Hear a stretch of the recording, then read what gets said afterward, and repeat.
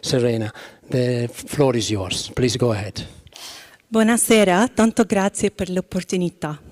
I'm honored to be here on this very special celebration day of anti-corruption heroes in Italy, as board member of the UNODC Grace initiative and founder of YAC, Youth Against Corruption. On June 2021, the United Nations General Assembly special session adopted a political declaration that recognized the importance of the role of education and youth in the fight against corruption. Following the declaration, the youth-led board of the Grace initiative, which is the global resource for anti-corruption education and youth empowerment, was founded to closely follow up on the UNGAS recommendations and to spread anti-corruption education around the world. I feel incredibly fortunate to have had the opportunity to be part of the board. Together with my colleagues, we have been doing a lot in the past years. We influenced important discussions, shaped policies, and drafted recommendations at both national and international levels. We also contributed to several publications, from which a policy guide for anti-corruption authorities around the world on meaningful youth engagement in partnership with the Independent Anti-Corruption Commission of Hong Kong. Further, we developed a toolkit, a guide to support youth in every country who want to launch their own anti-corruption projects and organizations with very detailed step-by-step action plan. Moreover, we represented hundreds of youth in international conferences and major anti-corruption events, from which I can state the COSP, the ECOSOC Youth Forum, the UNGAS, the UNCAC anniversaries, and international anti-corruption hackathons as well.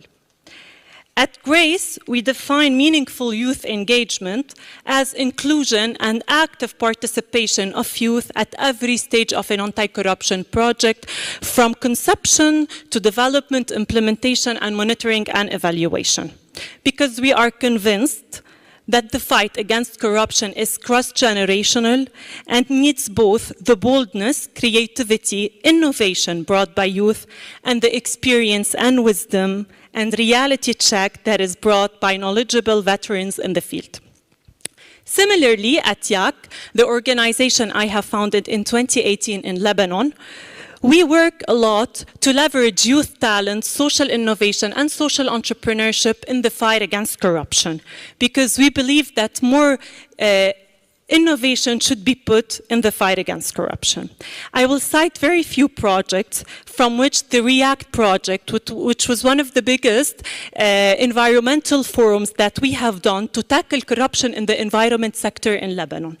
We have also done an event that we call the Yacathlon to tackle corruption in the sports sector, as we aim every year to do a project that tackles corruption in different socio-economic sectors. This year, we have done a project called In Their Shoes. For the first time, the youth of Lebanon had the chance to live a day or a period in the shoes of politicians and decision makers, and to invite decision makers as well to live in the shoes of youth, so they would shape policies together and decide together on what future they will build for the country. We're working now on the FASADucation project. FASAD means corruption in Arabic. It's the first anti-corruption awareness course done by youth for youth, because we believe that education against corruption and justice literacy should start at kindergarten from a very, very young age. I always say that youth are not the future, and that the future is in the hands of those who have the power today, whether they are policymakers, jurists, politicians, and organizations, to decide which future youth can have tomorrow. This is why it is very, very important to understand that youth should have a chair and a working microphone on decision-making tables to make sure that the future that is being designed today is very aligned with their dreams and aspirations.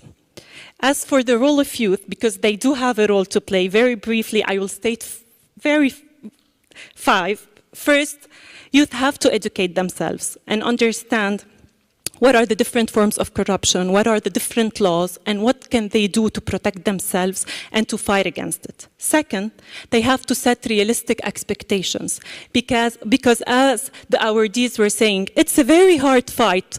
It requires a lot of patience, a lot of determination, and a lot of hard work.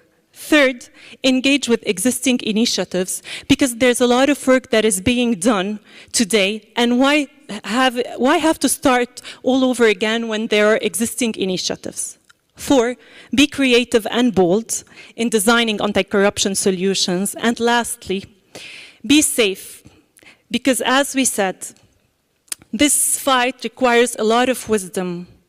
Wisdom to know how to act, with whom to act, and how to build a future that looks like us more.